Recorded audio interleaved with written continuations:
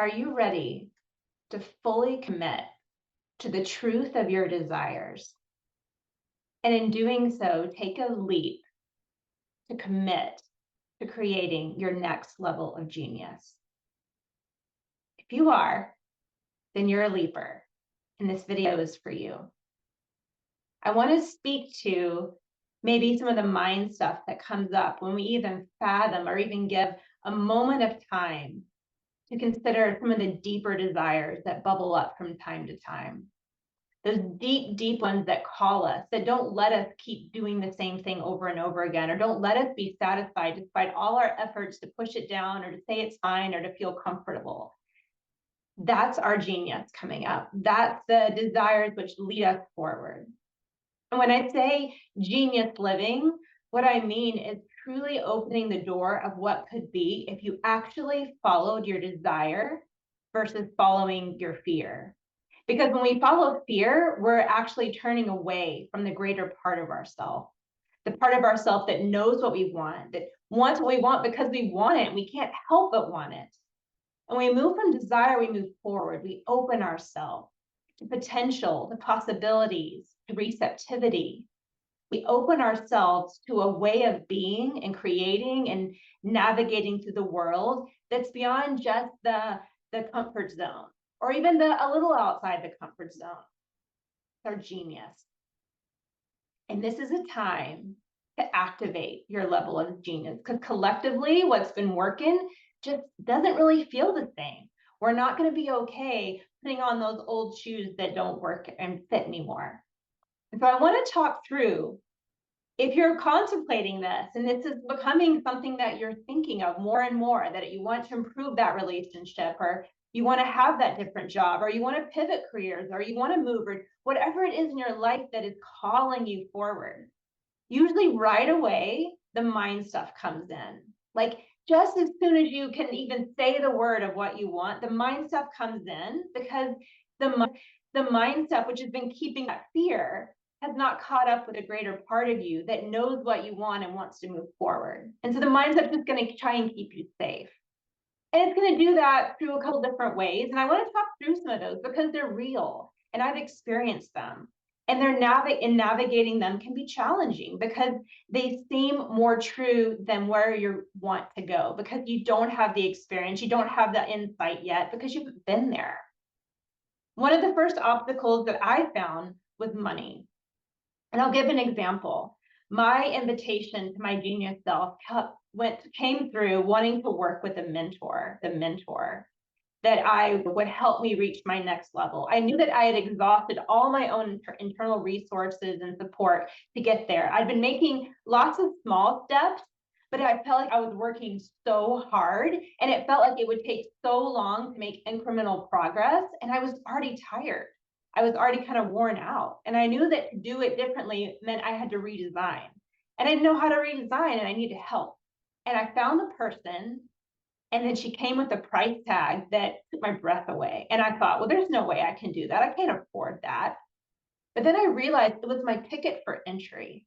What I mean by that is that if I was really committed to what I wanted and who I wanted to be, I had to back it up with something that was actually going to get my attention and keep me focused on what I wanted and not on all the excuses.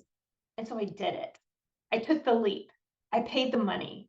And what happened was a stream of changes that happened in my life because I trusted myself and because I said yes. And I said yes, and I backed it up with something that wouldn't let me say no again. So if money is your option or is your obstacle, look at it as your ticket, as your opportunity to truly invest in yourself and to look at, why would money be an obstacle if the greater part of you is coming towards this desire, is moving you there, right? Once you say yes, you'll be surprised at what also comes with you to support your yes. Another obstacle that always comes up is time. I don't have time for this. I'm so busy as it is. I've got all these obligations and things going on. But that's the very thing that keeps us in what we know, right? It's the 80% of the stuff that fills our day that isn't really moving us to that new place. It's the things that are familiar and comfortable. And oftentimes when we disrupt the order, when we make the time, even when we know we don't have it, but we make the time, What's amazing is our life reorients, clarity comes, we get the insights we need, the steps become available, and we realize that a lot of that stuff that was filling our day wasn't really getting us where we want to go anywhere. So again, the time might be the ticket for entry. Taking the time, because yes, it's the middle of your week. It's a stretch of time that we all have busy lives. But remember, we're consciously choosing what we fill our time with. And there couldn't be a better thing I'm in than on what you desire and helping yourself craft the next steps to move there. Another obstacle that I experienced was like, how do I know this person's going to help me get there? How do I know it's going to work? I don't know how to do this. But that's the very reason you know it is going to help you get there, because we don't know. If truly something is of the genius, of the greatest part of ourselves, of the new frontier, we can't know because it hasn't been thought of yet. We haven't come across it yet. If we knew, we would have already done it. If it was obvious, we'd execute it. Or we just watch someone else do it and then copy. But a lot of this journey is learning how to really look deep in ourselves and to trust that we don't have to know. All we have to know is what our desire is and the next aligned step, and to be open to the guidance that comes the more and more we choose that step, that path, that desire, and the more we give energy to it. So you don't have to know. In fact, you can be 80 to 95% cynical that you're not even sure it's going to work. But if you have that little bit that wants it and that you can open to, feel into it. Like right now, feel into what is calling you, what desire. Feel into being honest and just saying that you desire what you desire. Feel it. Let it open you. It's almost like it feels like, in a sense, that you're jumping off a cliff, but you're also flying, you're also floating. It is a feeling of not knowing, but that's not a bad thing. That's actually how you know that there is more open freedom and possibilities where you're going. Because if you knew everything, it would just be more of the same. So I'm inviting you on this journey to choose desire over fear, to choose, instead of taking lots of small steps, to just choose a big leap where it requires something that requires a major shift and change in you. Because when we make a major shift and change to either our time or our money or how we are doing things, the whole world changes with us. Everything around us changes. And if you really want to live at genius and not just really good or really comfortable or pretty awesome, but really like, oh my gosh, I had never thought this was possible kind of life, because we can have that if we truly say yes, then this is the retreat for you. This is the time for you.